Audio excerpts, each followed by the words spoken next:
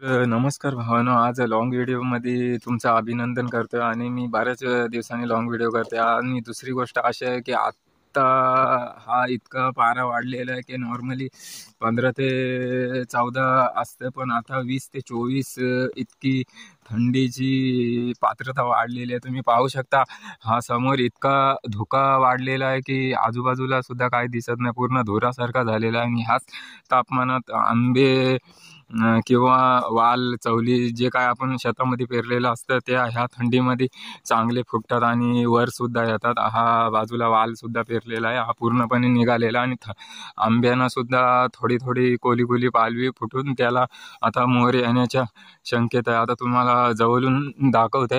हा बघा, हा 2 ते 3 दिवसातच हा इतका आला. आता बहुतेक तरी ह्याला हा पूर्णपणे तुम्हाला दिसत असेल, हे टोकं हे बघा. हे आता हे पूर्ण 8 दिवसात हे कंप्लीट होतील.